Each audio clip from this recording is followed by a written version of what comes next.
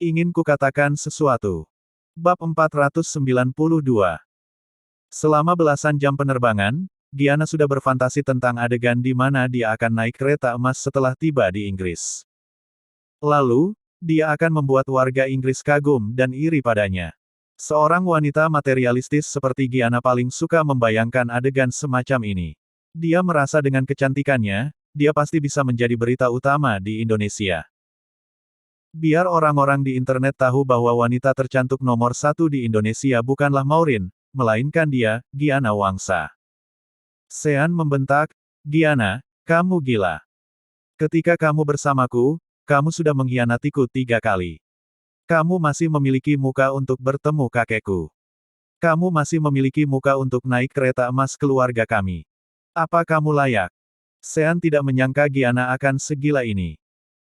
Hal-hal buruk yang sudah dilakukan Gianna adalah kejahatan yang tidak jauh berbeda dari kejahatan yang pantas mendapatkan hukuman mati jika dialami oleh keluarga manapun. Tapi, Gianna berani bertemu dengan keluarga Sean. Apa dia tidak takut dipukuli sampai mati oleh keluarga Yuwono?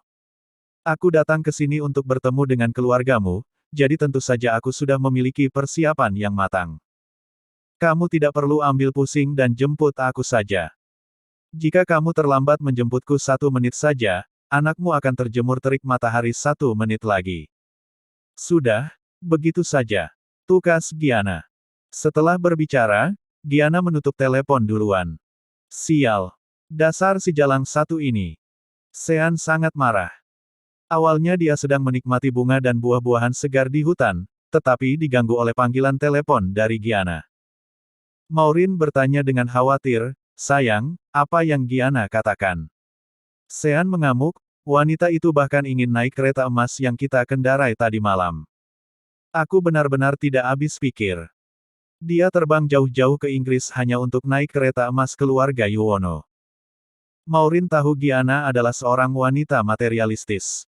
Dia pun berkata, Gianna sangat suka dihormati dan mementingkan harga dirinya. Selain itu, dia suka bertindak gegabah dan tidak mempertimbangkan konsekuensinya. Dia pasti melihat foto kita kemarin, lalu merasa iri dan menyesal sudah menceraikanmu. Bagaimanapun juga, kalau kalian tidak bercerai, orang yang duduk di kereta itu tadi malam bersamamu adalah dia. Sean mencibir. "Aku benar-benar mau berterima kasih padanya karena sudah berselingkuh. Jika tidak, aku dan kamu tidak akan bisa bersama." Pada saat ini, Tian dan Yumi berjalan mendekat sambil bergandengan tangan. "Adikku, apa yang membuatmu begitu kesal? Kakak bahkan mendengar suaramu mengumpat dari kejauhan." Tian datang sambil tersenyum. Kakak ipar." Sean dan Maureen masing-masing menyapa Tian dan Yumi. "Itu karena mantan istriku, Gianna. Dia datang ke Inggris membawa Birama. Dia bilang ingin datang ke rumah kita dan memintaku untuk menjemputnya menggunakan kereta emas," terang Sean. Tian menatap Sean tidak percaya. "Apa? Si jalang itu sudah mengkhianatimu dan mempermalukan keluarga Yuwono kita, tapi bisa-bisanya dia masih berani datang kemari. Dia bahkan meminta untuk menaiki kereta emas keluarga kita. Benar-benar konyol. Selain keluarga Yuwono kita, hanya ada kurang dari 10 orang di seluruh dunia yang memenuhi syarat untuk naik kereta emas itu. Apa kualifikasi yang dimiliki wanita licik yang berasal dari keluarga kelas 3 sepertinya untuk naik kereta emas itu?" Maki Tian. Yumi juga tidak menyukai Gianna. Dia pun berkata, "Benar, Sean. Kamu jangan memedulikannya. Ya, aku pasti tidak akan membiarkannya memasuki gerbang rumah kita. Hanya saja, dia membawa Birama kemari, jadi aku bersiap menyuruh Louis mengambilnya untuk diserahkan pada kakek," kata Sean. Ketika Tian mendengar kata Louis, ada sedikit perubahan dalam ekspresinya. Tian adalah putra tertua, sementara Louis adalah orang berbakat terkuat yang dilatih keluarga Yuwono. Seharusnya Louis cocok untuk Tian, tetapi Charles menugaskan Louis pada Sean. "Sean, jangan merepotkan Louis lagi. Aku akan menyuruh pengurus virus ke sana untuk membawa wanita jalang itu juga ikut kemari," kata Tian. "Terakhir kali saat berada di Indonesia, kakak tidak ingin menimbulkan masalah, jadi kakak tidak bisa membantumu. Karena dia berinisiatif datang ke keluarga Yuwono, kakak pasti akan mencari keadilan untukmu dan memberi pelajaran karena sudah mempermalukanmu. Begitu mendengar ini, Sean merasa sedikit kasihan. Sejujurnya, meskipun Sean membenci Giana, bagaimanapun juga dia pernah jatuh cinta padanya. Selain itu, Sean juga sudah membalaskan dendamnya. Sean tidak pernah berpikir benar-benar ingin memukul atau memberi Giana pelajaran. Semuanya sudah berakhir. Sean tidak ingin membuang energinya pada wanita ini lagi. Kak. Sean ingin angkat bicara, tetapi Tian mengulurkan telapak tangannya. Hei, adikku. Kakak tahu kamu berhati lembut. Biarkan kakak dan kakek yang menangani masalah ini. Kamu tidak perlu ikut campur. Setelah selesai berbicara, Tian memanggil pengurus virus dan memintanya untuk menjemput Giana dengan Bentley lamanya. Setengah jam kemudian, Giana mendorong kereta dorong dengan satu tangan sambil memegang ponsel di tangan lainnya, lalu mengambil gambar kerumunan di Trafalgar Square. Saat ini, dia memegang ponsel dan memotret pasangan parubaya yang sedang memberi makan merpati di alun-alun. Pasangan parubaya ini juga berwajah Asia dan rupawan. Kebetulan mereka bintang terkenal Tony Leung dan Carina Lau. Di sini benar-benar menyenangkan. Di alun-alun begini saja bisa bertemu dengan selebriti. Aku sangat suka di sini. Tepat pada saat itu, pengurus virus datang. Pengurus virus. Anda sudah datang. Begitu melihat pengurus virus, Giana pun merasa sangat senang. Nona Giana, kita bertemu lagi.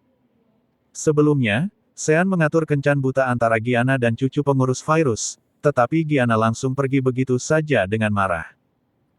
Giana bertanya dengan sangat sopan, pengurus virus, Anda terlihat sehat. Bagaimana cucu Anda?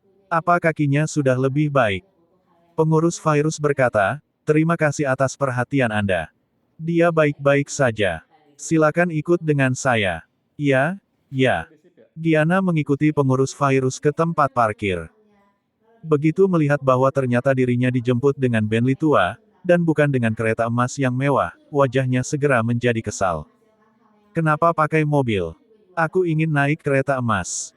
Kereta yang dinaiki Maureen kemarin. Tuntut Giana. Pengurus virus tersenyum. Nona Giana, saya sarankan agar Anda tidak pilih-pilih. Jika bukan karena instruksi Tuan Muda tertua, saya khawatir, tidak peduli mobil jenis apa, Anda tidak memenuhi syarat untuk memasuki gerbang keluarga Yuwono kami. Giana tertegun sejenak, tidak mengerti mengapa pengurus virus mengatakan itu. Dia tidak datang ke sini hanya untuk berpura-pura menaiki kereta emas, tapi ada hal yang lebih penting untuk dilakukan. Akhirnya dia tidak mengatakan apa-apa dan masuk ke mobil. Setelah beberapa saat, sampailah mereka di kastil cinta keluarga Yuwono. Ya Tuhan! Kastil yang begitu indah. Keluarga Sean benar-benar tinggal di kastil. Sebelumnya saat aku bertanya padanya, dia tidak pernah memberitahuku. Pekik Giana, anak ibu sayang, buka matamu dan lihatlah. Ini rumah ayahmu. Ini rumah kita. Kita sudah tiba di rumah. Setelah keluar dari mobil, Giana menggendong Birama dan berjalan memasuki kastil. Pada saat ini, keluarga Yuwono sedang menunggunya di ruang tamu area A. Tuan Besar, Tuan Muda Tertua, Tuan Muda Ketiga, saya sudah membawa Nona Giana dan Tuan Muda Kecil kemari, pengurus virus datang untuk melapor. Giana sedang menggendong Birama. Ketika melihat Charles, dia segera berlutut di tanah. Kakek, saya cucu Ananta Wangsa, Giana. Saya menantu keluarga Yuwono yang dipilih kakek dan kakek saya.